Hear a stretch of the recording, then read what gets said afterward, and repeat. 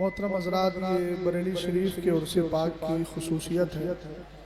کہ حضور قائد ملت کے حکم سے علماء اکرام کو عناوین بھی دیے جاتے ہیں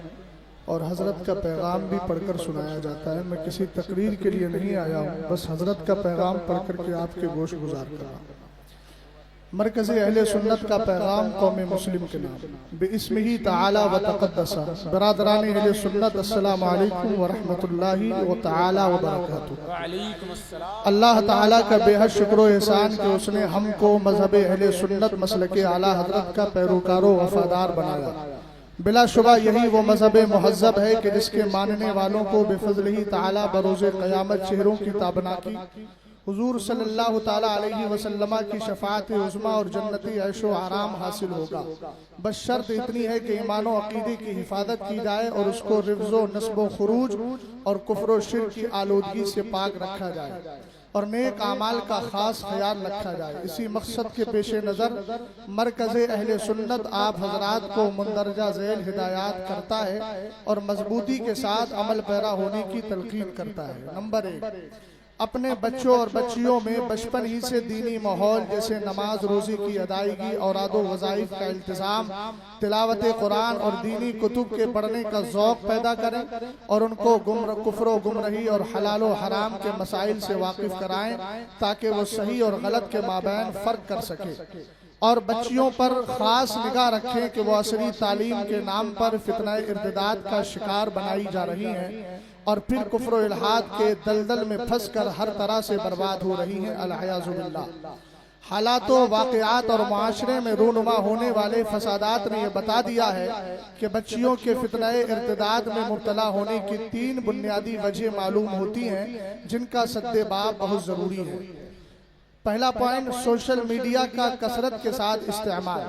دوسرا، لڑکے اور لڑکیوں کی مخلوط تعلیم۔ تیسری، شادی بیاہ میں بیجا اخراجات و مطالبات۔ لہذا سوشل میڈیا کے ضرر رسا استعمال سے بچے اور بچیوں کو دور و نفور رکھا جائے، ساتھ ہی ان کو پاکیزہ اور صاف ستھری تعلیم دی جائے، نیز شادی بیاہ میں غیر ضروری اور ناجائز اخراجات سے مکمل گریز کیا جائے۔ نمبر 2، اسلام نے عورتوں کو پردے میں رہنے اور اس کی پابندی کرنے کا حکم دیا ہے جس پر قرآنی آیات اور حدیث مبارکہ شاہد ہیں، لیکن افسوس آج ہماری مسلم بہنیں اس سے کافی دور نظر آ رہی ہیں اور اس کے غلط نتائج دیکھنے کو مل رہے ہیں۔ یقیناً ان گھروں میں برکت کے بجائے لعنت ہوتی ہے جن گھروں کی عورتیں بے پردہ گھومے پھریں۔ لہذا مسلمان ہونے کا تقاضا ہے کہ اپنے گھر کی عورتوں میں اسلامی پردے کا ماحول قائم کریں اور ان کو ہرگز بے پردہ نہ نکلنے دیں۔ نمبر 3، باطنی پاکیزگی اور روحانیت کو زندہ رکھنے کے لیے رزق کا حلال و طیب ہونا بہت ضروری ہے۔ چنانچہ حدیث پاک میں ہے کہ اللہ پاک ہے اور پاک چیز کو ہی پسند کرتا ہے، اس لیے ضروری ہے کہ رزق حلال ہی کمائیں اور اولاد کو وہی کھلائیں تاکہ ان کا باطن پاک و صاف رہے۔ نمبر 4، مسلم معاشرے پر نظر رکھنے والے بخوبی جانتے ہیں کہ اس وقت اہل سنت کو خارجی فتنوں کے ساتھ داخلی فتنوں نے بھی اپنے چنگل میں جکڑ لیا ہے۔ اس پر خاص طور سے توجہ دیجیے گا، جس کے سبب ہماری نئی نسل کا ایک بھاری طبقہ ہمارے ہاتھوں سے نکلتا جا رہا ہے، چونکہ اس کے ذہن و فکر کو تاریخ و سیر کے ان غیر معتبر و شاذ واقعات سنا کر بگاڑا جا رہا ہے جو آیات قرآنیہ، احادیث مبارکہ اور اجماع امت کے خلاف ہے۔ میں سب کی خاص طور سے اس پوائنٹ پر توجہ چاہوں گا، ان داخلی فتنوں میں برسر فہرست رافضیت بنام مولائیت ہے جو ہر طرح سے اہل سنت کو نقصان پہنچانے کے درپے ہے۔ بر وقت اس سے بچنے کا طریقہ موجودہ جلسوں کا سدھار کرنا، اس پر خاص توجہ فرمائیں۔ میں مشائخ کی بھی چاہوں گا، علماء کی بھی چاہوں گا۔ بر وقت اس سے بچنے کا طریقہ موجودہ جلسوں میں سدھار پیدا کرنا ہے، اس طور پر کہ کمیٹی کے لوگ پڑھے لکھے باسند علماء کو جلسوں میں دعوت دیں اور ان کو پہلے ہی علاقائی حالات کے مطابق موضوع دے دیں